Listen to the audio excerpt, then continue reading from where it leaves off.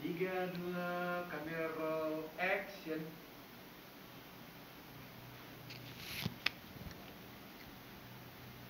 Shalom jemaat yang dikasihi Tuhan. Senang sekali bisa menyapa Bapak Ibu di rumah. Kembali kita beribadah hari ini. Saya percaya ibadah kita hari ini akan memberkati kita semua. Saya mengajak setiap kita untuk sama-sama kita berdoa. Bapak, kami mengucap syukur buat hari ini. Kami mengucap syukur di rumah kami boleh melaksanakan ibadah kami Tuhan dengan hikmat. Karena Roh Kudus Tuhan mempersatukan hati kami dimanapun kami berada saat ini. Saat ini juga Tuhan kami berdoa buat para pemimpin-pemimpin kami. Untuk gembala terkasih kami Tuhan, gembala sidang kami Pak Niko beserta keempat wakil gembala. Kami berdoa juga Tuhan untuk ketua rayon kami Pak Kiki beserta keluarga Tuhan. Kami berdoa juga Tuhan untuk gembala kami di tempat ini Tuhan, Pak Moses dan keluarga. Bahkan untuk wakilnya Tuhan, Pak Sudande dan keluarga. Tuhan memberkati mereka, melindungi mereka dan memakai mereka ya Tuhan. Bapa, kami juga berdoa untuk gerejamu GBI Raden Inten. Terus pakai gerejamu GBI Raden Inten Tuhan, untuk boleh memperluas kerajaanmu di muka bumi ini Tuhan. Sesuai dengan zaman hari-hari ini, tunjukkan hikmat-Mu kepada kami semua, untuk boleh Tuhan membangun gerejamu di GBI Raden Inten.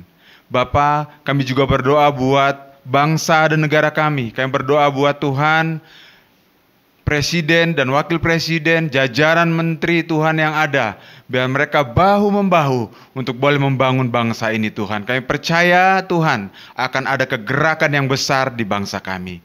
Terima kasih Tuhan, dalam nama Yesus kami berdoa dan mengucap syukur.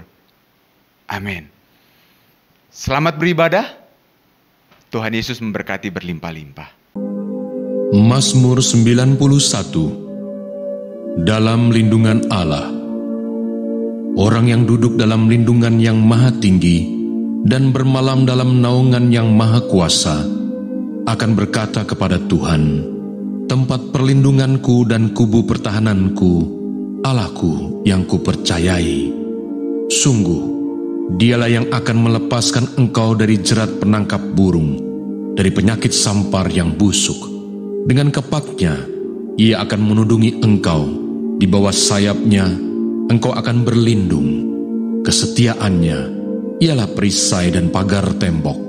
Engkau tak usah takut terhadap kedahsyatan malam, terhadap panah yang terbang di waktu siang, terhadap penyakit sampar yang berjalan di dalam gelap, terhadap penyakit menular yang mengamuk di waktu petang.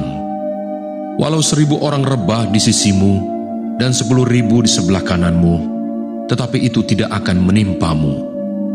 Engkau hanya menontonnya dengan matamu sendiri dan melihat pembalasan terhadap orang-orang fasik. Sebab Tuhan ialah tempat perlindunganmu, Yang Maha Tinggi telah kau buat tempat perteduhanmu. Malapetaka tidak akan menimpa kamu, dan tulah tidak akan mendekat kepada kemahmu. Sebab malaikat-malaikatnya akan diperintahkannya kepadamu untuk menjaga engkau di segala jalanmu. Mereka akan menatang engkau di atas tangannya, supaya kakimu jangan terantuk kepada batu. Singa dan ular tedung akan kau langkahi, engkau akan menginjak anak singa dan ular naga. Sungguh hatinya melekat kepadaku, maka aku akan meluputkannya. Aku akan membentenginya, sebab ia mengenal namaku. Bila ia berseru kepadaku, aku akan menjawab. Aku akan menyertai dia dalam kesesakan. Aku akan meluputkannya dan memuliakannya. Dengan panjang umur akan kukenyangkan dia, dan akan kuperlihatkan kepadanya keselamatan daripadaku.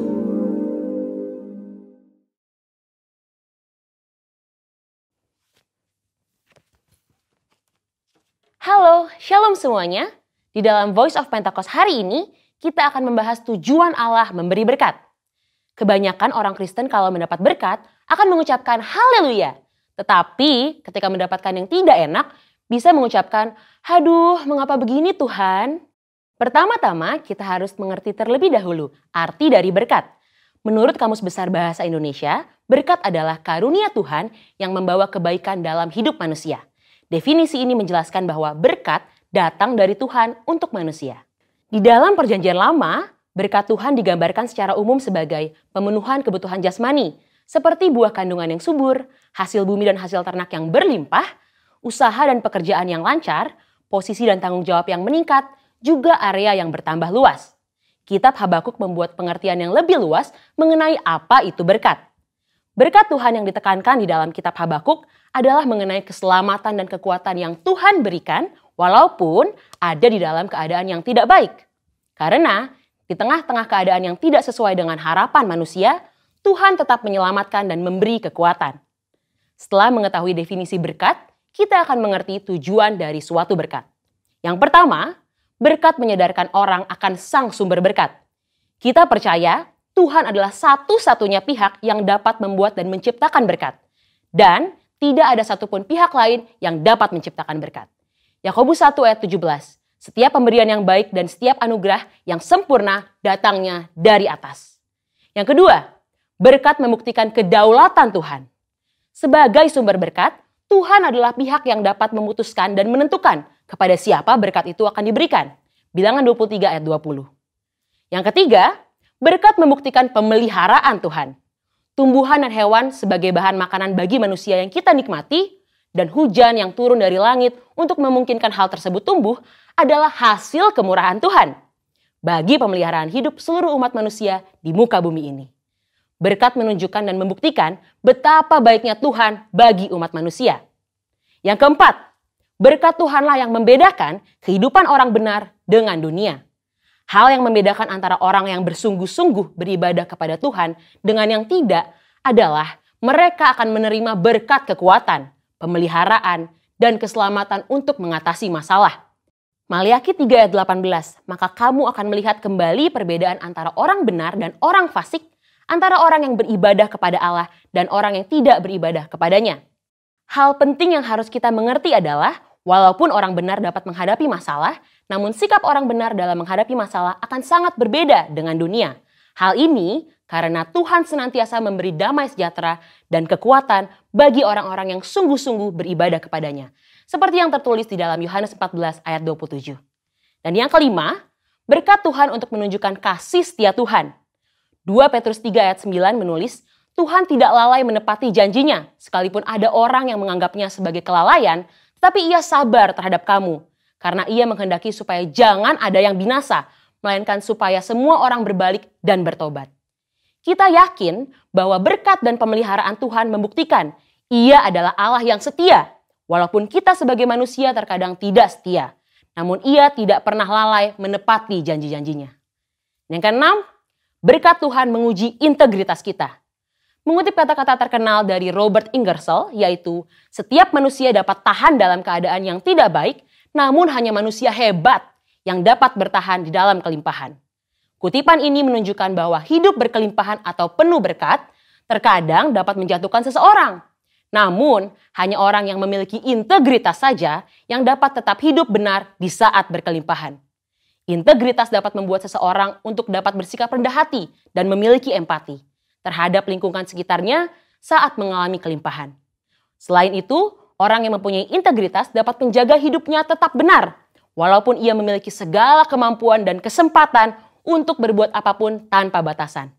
Dan yang terpenting, orang yang berintegritas hatinya tetap dapat percaya dan melekat kepada Tuhan, serta menaruh harapannya kepada Tuhan, walaupun ia memiliki segala yang ia butuhkan dan inginkan.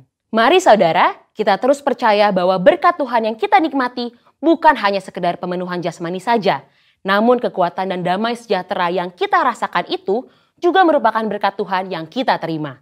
Biarlah kita senantiasa terus sadar bahwa keberadaan kita bukan hasil kekuatan kita sendiri, namun merupakan berkat Tuhan bagi kita. Jangan kita fokus pada berkatnya, namun teruslah mendekat pada sumber berkatnya, yaitu Allah sendiri di dalam kehidupan kita. Saudara, untuk penjelasan lebih lengkapnya dari tim teologi kami, jangan lupa buka link yang ada di atas atau scan QR Code yang tersedia. Salam integritas, Tuhan Yesus memberkati.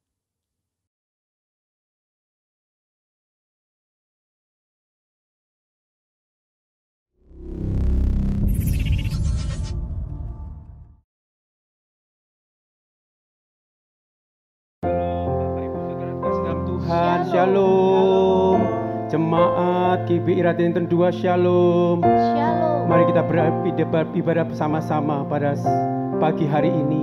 Mari bawa hati, bawa penyembahan, bawa pujian yang terbaik bagi Tuhan kita. Sebab kita tahu Tuhan hadir atas setiap umatnya. Bapak Ibu Saudara yang ada di rumah-rumah, yang ada di tempat ini maupun dimanapun berada, mari bersama-sama di saat ini berikan pujian yang terbaik bagi Tuhan. Berikan nyanyian yang terbaik bagi Tuhan kita. Allah kita yang luar biasa, Allah yang menyertai setiap saudara dan saya. Pagi ini apapun keadaan setiap kita, percaya Tuhan ada bagimu, Tuhan ada bagiku. Oh haleluya. Mari angkat tangan saudara, kita mau sembah Dia. Ora pasyata karalapaya lapaya, ora lapasata karalapaya sakaralapaya, ora pata karalapasanda yaralapa, ora lapaya sanda yaralapaya sanda. Haleluya.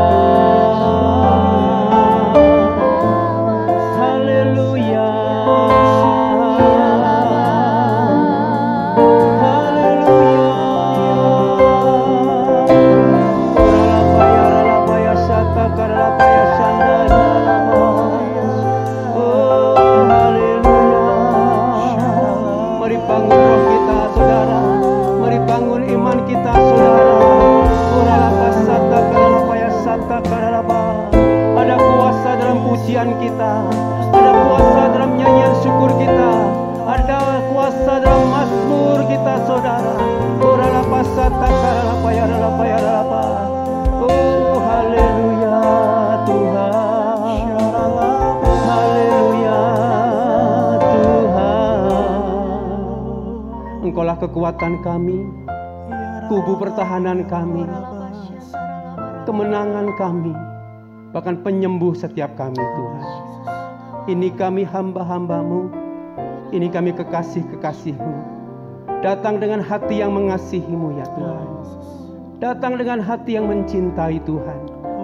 Kami percaya saat Tuhan hadir dalam pujian kami, sesuatu pasti terjadi atas hidup kami. Terima kasih Tuhan, terima kasih. Ini ungkapan cinta kami kepada Tuhan. Terima kasih Bapa, terpujilah namamu Yesus. Haleluya. Yesus, Kaulah sahabatku. Yesus, Kaulah Tuhanku. Yesus, Kaulah segalanya bagiku. Mari katakan kembali dengan segenap hati. Yesus, Kaulah sahabatku. Yesus, Kaulah sahabatku. Yesus, Kaulah Tuhanku. Yesus, Kaulah segalanya bagiku.